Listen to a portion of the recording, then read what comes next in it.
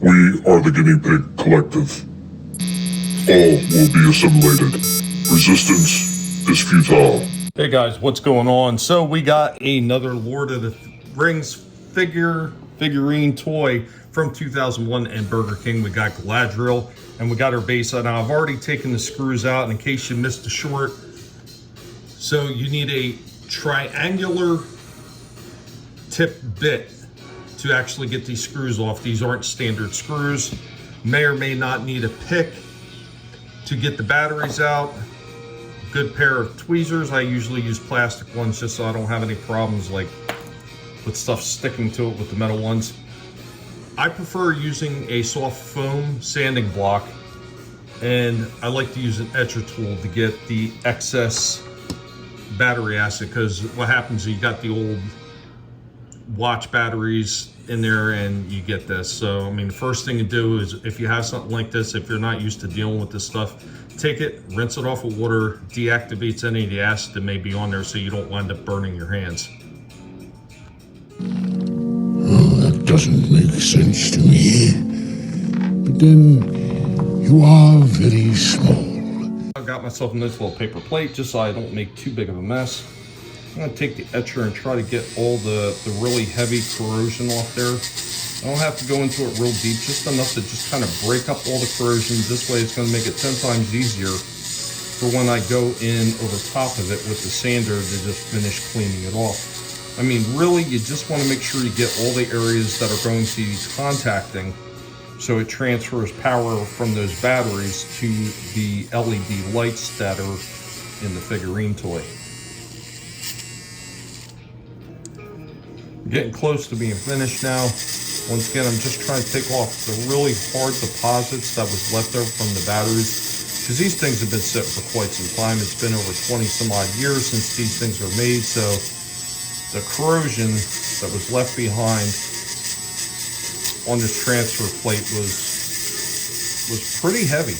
Pretty heavy. It's going to take a hot minute to get it all off, and then we can move into final prep on the sanding and then dig out new batteries. Now, I know some of you might be questioning, well, why am I using an etcher to actually take off all the heavy deposits on this transfer piece? The reason I'm doing it that way is because this is actually a very thin, I want to say this is copper, it could be brass, but it's very thin, and this is very easily malleable. And if you put it on a big wire brush to clean all this, so there's a good chance that you are just going to bend the living shit out of this. So I'd rather be a little bit more careful, take my time, and do it with an etcher and a soft sanding block. Perhaps you're right. Now all the etching is done. Just gonna put it on the edge of the sanding block, and this is where the sanding block comes in handy, because you can get it right on the edge. You don't have to worry about really bending anything, because you just press down on one side and just guide it along the end of the soft block and clean up all the contact area, so there'll be no more of the corrosion left on this thing by the time we're done. It should look fairly clean. And then of course the last step is going to be putting the batteries in there. So finish getting this all ready and prepped and cleaned up, and then we'll get her together and have her working just like we did with the Samwise one. We told him to go away, and away he goes, precious. Gone, gone, gone. So we got this piece all cleaned up. Doesn't look half bad. I mean, there's always going to be a few spots on it that don't come perfectly clean, but as long as you have it cleaned up enough where all the contacts are going to make, especially all like these points of contact, you're going to be absolutely fine. There's going to be no issues there. So next thing you do is you get your batteries. I'm replacing the L736s in there with an equivalent, an AG3, and you drop them in, and then you're gonna, with this particular one, you're gonna put the cover plate back on after you throw the batteries in. So after you get your batteries in, and don't worry, if you put the batteries in, you want to test it to make sure everything works. So you just want to make sure you get your connections. Both lights are lighting up here. So if you have a problem when you put the batteries in, you put your connection plate down, it doesn't light up right away. Don't get worried that you miss something. Turn the batteries the opposite direction. Guarantee it'll probably light up.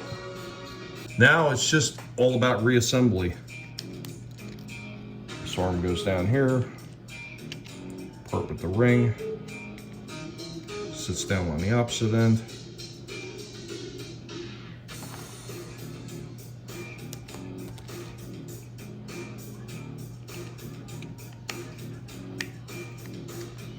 What I do is be really careful putting your screws back in. I like to take them and put them back in one at a time with the end of the bit itself, just to make sure I don't strip anything out. Because if you strip these out on there, yeah, you're going to be in a lot of trouble then. Because once this plastic strips out, this old plastic, it breaks and falls apart. Last thing I want to mention here, so I'm down to the final, just tightening these screws down. When you go to tighten these screws, do not over tighten them. Once they feel like they've bottomed out and they hit, stop there. Don't go cranking these, because these old plastics like this, especially on older toys like Transformers and everything like that, if you start cranking these down like some people do, and you get one of them to repair them, you're going to find out they crank them so tight when you go to pull it out of the plastic post by unscrewing them, it's going to destroy the post on the inside. So just remember, just tight enough, don't overdo it. And here we go with both the Sam Wise one, there's a little campfire, and the Galadriel one. It lights up that way, and then of course there was a connection in the back where it lights up green here, and that had to do with the entire collection coming together in a big giant circle, and the ring piece would go in the center. And I believe you just push the ring down and it would light everything up on the outside circle, if I remember correctly. I know I do have a few more of these somewhere sitting in the back, and a few of them that are bagged that I probably should get apart and take the batteries out and replace them. Eventually I will get to that. But anyway, guys, I hope this helped you out. If you have one of these and you want to fix it, it's a very simple fix. It just requires a few special tools like the triangular tip, a small etcher or a small Dremel tool, a pick, plastic tweezers or regular tweezers if you so desire, and that's about it. Anyway, guys, I hope you enjoyed this.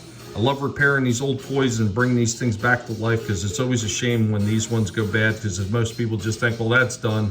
These were sealed, just throw them away. But no, you can repair these. Anyway, guys, I hope you enjoyed it. Catch you next time. Later, y'all.